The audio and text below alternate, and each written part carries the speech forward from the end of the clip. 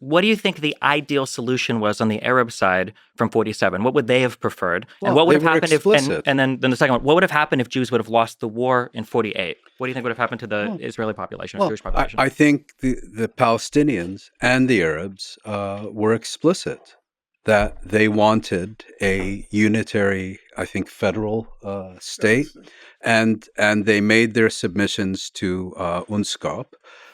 They made their appeals at the UN General Assembly. What do you mean by unitary and federal? I don't get that. They wanted an Arab state. They wanted Palestine to be an Arab state.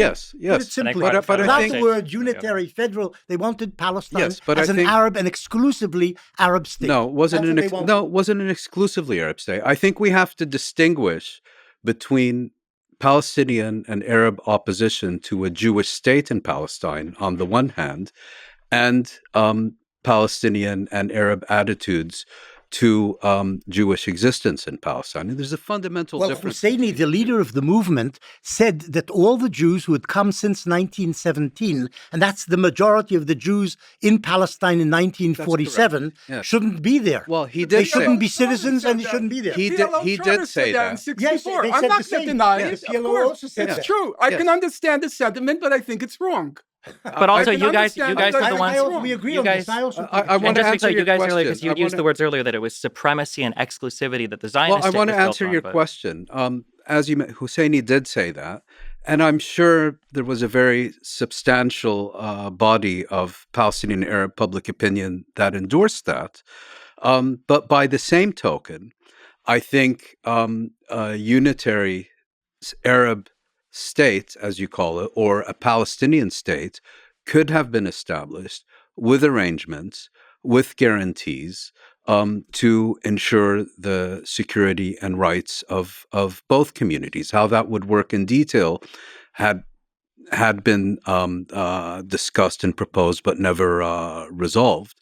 And again, I think, Jewish fears about what would have happened. A second Holocaust. That's what. Well, no, I think that was the Jewish fear. A second Holocaust. That may well have been the Jewish fear. It was an unfounded Jewish fear. It was unfounded? Of course, it was unfounded. What about like in 48 and 56?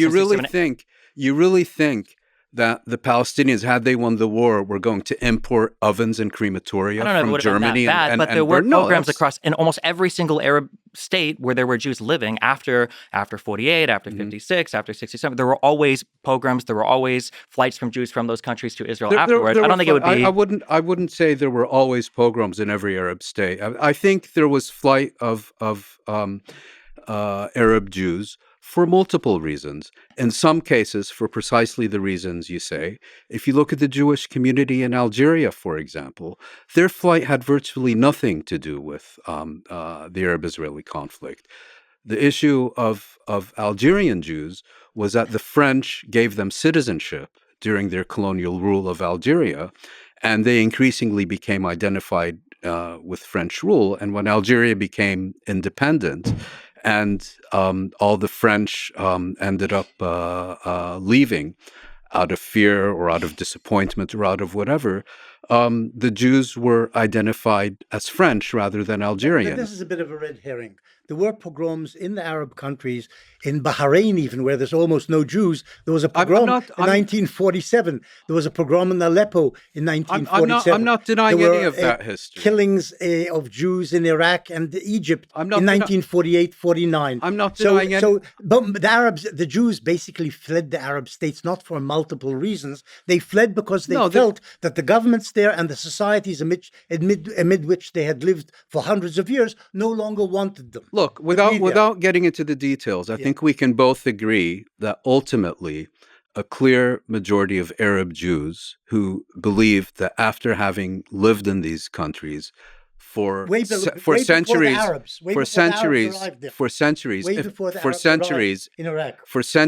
if not millennia, came to the unfortunate conclusion that their situation had become untenable. Yes. I also think that we can both agree that this had never been an issue prior to Zionism and the emergence of the State of Israel. Look, I'm not. Pogroms didn't begin with Zionism in the Arab world. The issue is the point I raised, which is whether these communities had ever come to a collective conclusion that their position had become untenable in this part of the world. No, they were Arab Jews. Well, because untenable meant there was no alternative. But with the creation of Israel, there was an alternative, right? A place where they could go and not be discriminated against or live as second-class citizens or be subject to Arab-majority states. I also think it's interesting that, like, when you analyze the flight of Jewish people, and I've seen this, that it wasn't just, I agree with you, it wasn't just a mass expulsion from all the Arab states. There were definitely push factors. There were also pull factors. Now, I don't know how you guys feel about the Nakba, but when the analysis of the Nakba comes in, again, it's back to that, well, that was actually just a top-down expulsion. The retreat of wealthy Arab people in the 30s didn't matter. Any of the messaging from the surrounding Arab states didn't matter. It was just an expulsion from Jewish people or people running from their lives from Jewish massacres.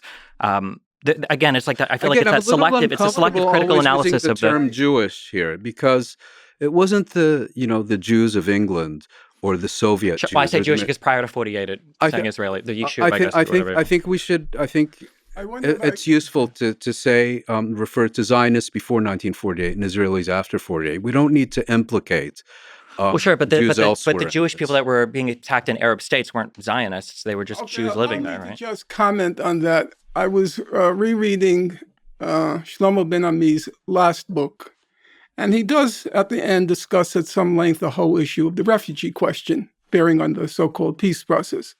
And on the question of 48 and the Arab emigration, if you allow me, let me just quote him. Israel is particularly fond of the awkwardly false symmetry she makes between the Palestinian refugee crisis and the forced emigration of 600,000 Jews from Arab countries following the creation of the State of Israel, as if it were, quote, an unplanned exchange of populations, unquote. And then Mr. Ben Ami, for those of you who are listening, he was Israel's former foreign minister, and he's an influential historian in his own right. He says, in fact, envoys from the Mossad and the Jewish Agency worked underground in Arab countries and Iran to encourage Jews to go to Israel. More importantly, for many Jews in Arab states, the very possibility of emigrating to Israel was the culmination of millennial aspirations. It represented the consummation of a dream to take part in Israel's resurgence as a nation. So, this idea that they were all expelled after 1948, that's one area, Professor Morris, I defer to expertise. That's one of my credos in life.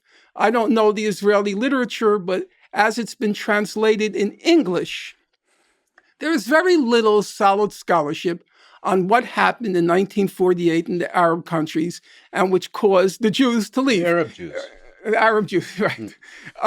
But Shlomo Ben Ami knows the literature. He knows the scholarship. He He's a historian. From Tangiers. Yeah. He's from Morocco. Right. So he knows this. Schleim from Iraq And has written on this issue. And they wrote that the Jews in the Arab lands were not pro-Zionist. They weren't Zionists at all. So certainly Avi Schleim's family was anti-Zionist. And Avi Schleim, when he was interviewed by Mouin Rappaport on this question, he said, you simply cannot say that the Iraqi Jews were expelled. It's just not true.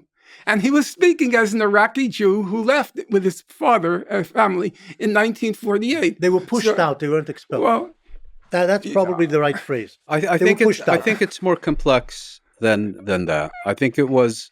Sorry, I interrupted you. No, you're not interrupting me because I don't know. I only know what's been translated into English, and the English literature on the subject is very small and not scholarly. Now, there may be a Hebrew literature. I don't know. But I was surprised that even Shlomo Ben Ami, a stalwart of his state, fair enough, on this particular point, he called it false symmetry. No, Stephen is right. There was a pull and a push mechanism in the departure of the Jews from the Arab lands post-48. But there was also a lot of push. That's indisputable.